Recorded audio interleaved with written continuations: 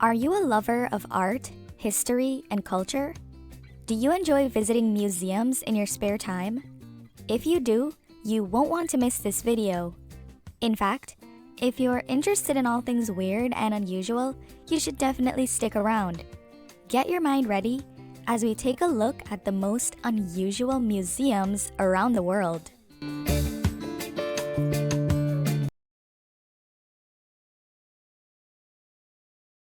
This museum is old and crusty, but not in the way you'd think. The European Bread Museum is located in South Lower Saxony, Germany, and is dedicated to the historical development of bread making and related subjects in Europe. In the 1900s, two men decided that the best use of their grains and yeast would be to create a special site dedicated to bread. These men were Willy Iselin and his son Hermann Iselin. Together, they started the Krusty Enterprise in 1955 as an association, followed by an exhibit in 1960. The Bread Museum was the first of its kind, and it remained a private institution until 1991 when it was taken over by a charitable foundation named after Willy and Herman. If you're planning a visit to the Bread Museum with the hopes of seeing a rare piece of bread, don't even bother. The museum houses 16,000 artifacts related to the history of bread, but no actual bread. The museum's website states, "Bread itself does not form part of the collection, reflecting the museum founder's belief that bread is not a museum artifact, but a food that is freshly baked each day." There are books though. 6,000 pieces of written work give a fairly comprehensive description of bread in its many forms. Art is also part of the collection, with a variety of impressive pieces, even including work by Picasso. If you count the art and equipment, the museum contains the largest known collection revolving around bread's cultural history. However, the museum isn't just about showcasing all things related to the doughy diet staple. It also promotes a serious message. With food shortages around the world, famine is an issue of real importance in the museum. The foundation caring for the museum also helps to fund research on nutritional deficits.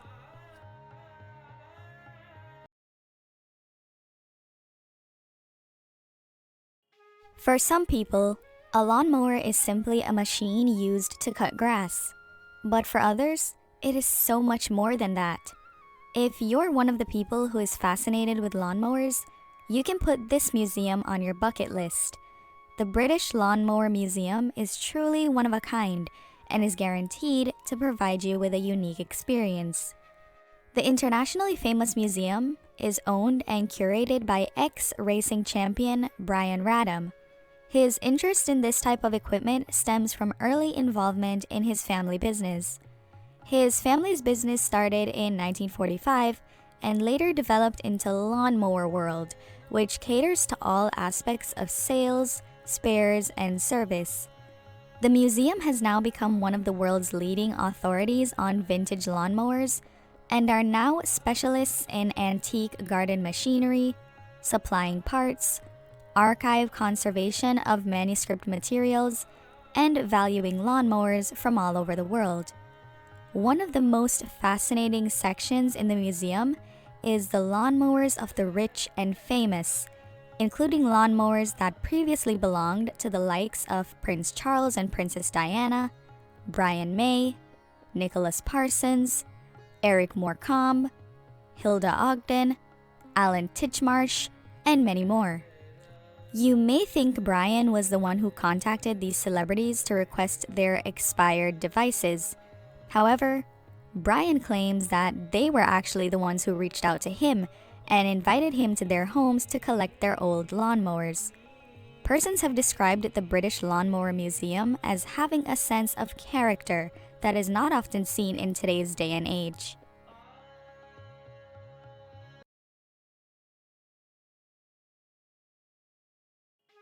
If you're a collector of unique items, you will definitely appreciate the Salt and Pepper Shaker Museum in Gatlinburg, Tennessee. According to those who have visited, the Salt and Pepper Shaker Museum is worth the trip. You'll never look at the essential dining table dispensers the same way ever again. It is very apparent that the museum is full of salt and pepper shakers, but these aren't your ordinary and average sets.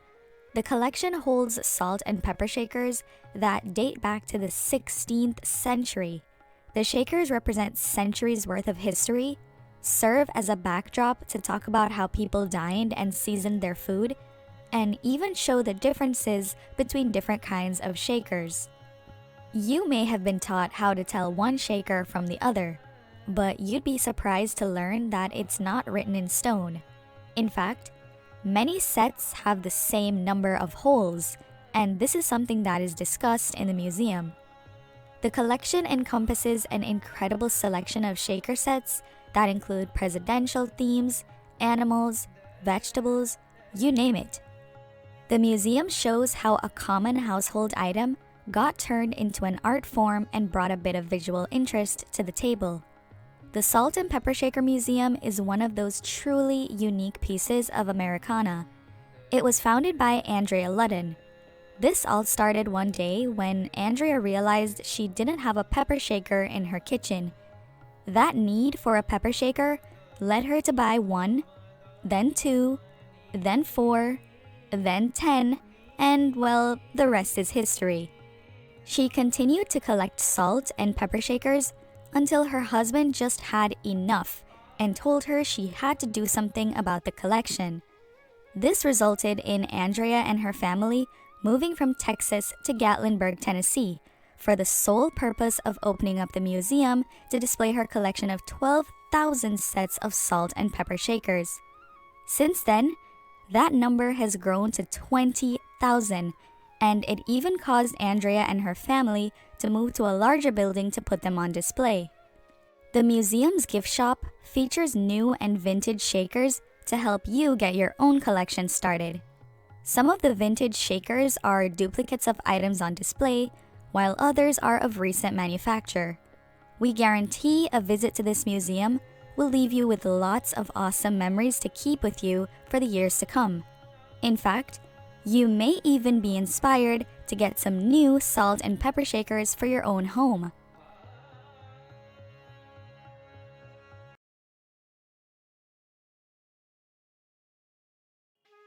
Calling all ramen lovers, this one is specially for you. The Momofuku Ando Instant Ramen Museum Ikeda, also known as the Cup Noodles Museum Osaka, is a small museum that showcases the history of instant noodles and the cup noodle brand. Inside, there is also a brief section on Momofuku Ando, who had created instant noodles in his shed and is believed to be the father of cup noodles.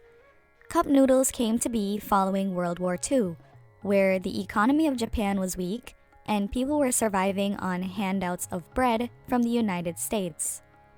Even though noodles were more familiar in Japanese culture than bread, there was simply not a sustainable supply of noodles to the people, as it was too costly to produce enough to meet the demand. It was this shortage of cheap and easily accessible noodles that resulted in the birth of instant noodles. The inventor knew it had to be delicious, non-perishable, easy to prepare, and inexpensive. In 1958, Momofuku Ando invented instant ramen with the goal of helping to end hunger in Japan. Since then, it has become extremely popular because of its low price and convenience. Every day, 290 million people eat instant noodles. They've even eaten them in space. At the Cup Noodle Museum Ikeda, there is a wall showcasing the various flavors of instant noodles produced by Nissin Foods, which is the company Momofuku founded when he released instant noodles onto the market. This wall also shows the progress of the products and their packaging over time. But that isn't even the coolest part. The museum has a tasting room. That's right, there's an area where visitors can eat the various flavors of noodles available from the vending machines in the room. However, the most famous attraction of the Instant Ramen Museum is the My Cup Noodle Kitchen, where you can create your own unique flavor of cup noodle and then devour your creation.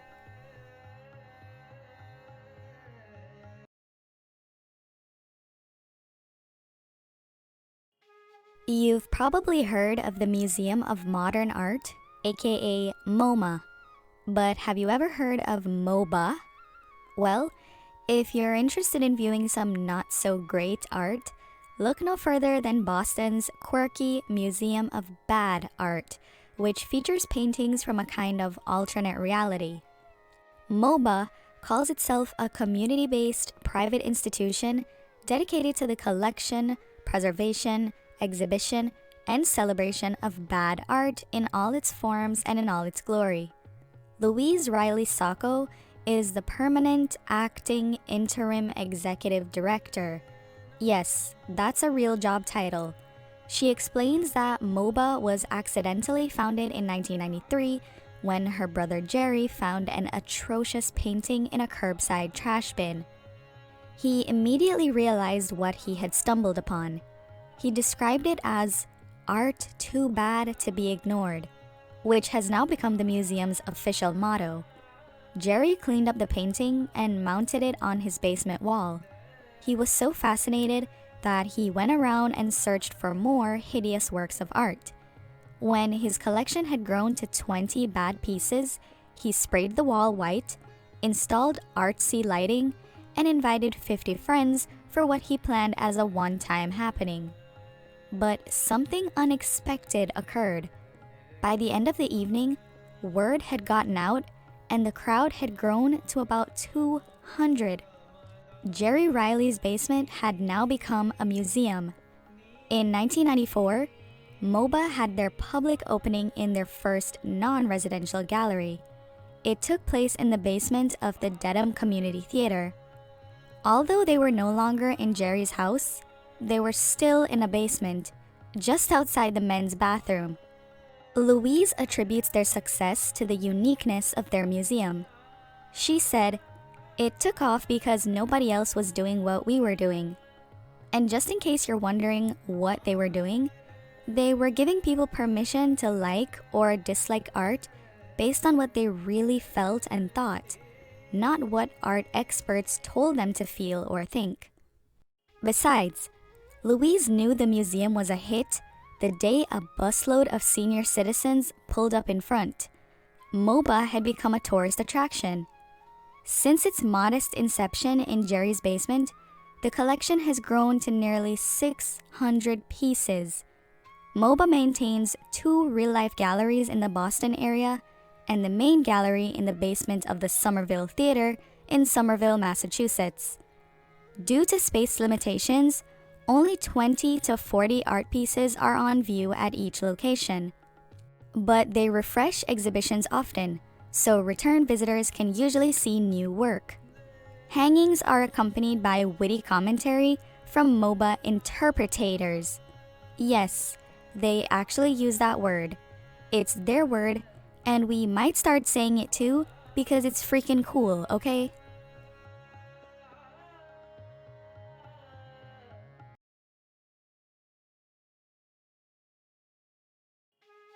Just when you think you've seen it all, there's a penis museum.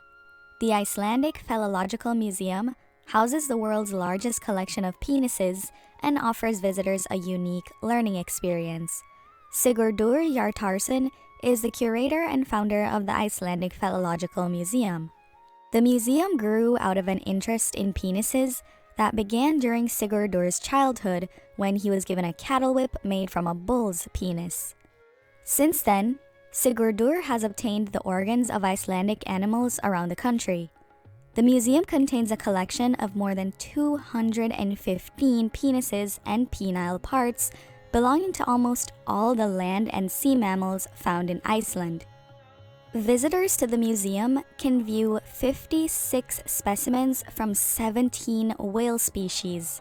In addition, there is a specimen from a polar bear, 36 specimens from 7 different kinds of seal and walrus, and 115 specimens from 20 different kinds of land mammals, including Homo sapiens.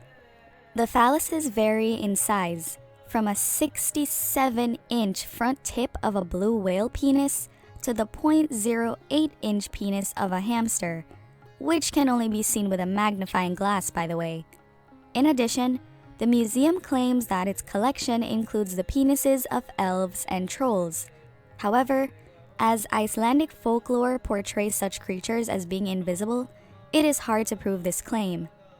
The collection also features phallic art and crafts, such as lampshades made from the scrotums of bulls. Over the years, this family-friendly museum has grown steadily. The museum has even opened a phallic-themed bistro where guests can enjoy exclusive craft beers and dishes. What are your thoughts on these strange museums? Which one would you visit? Let us know in the comments below.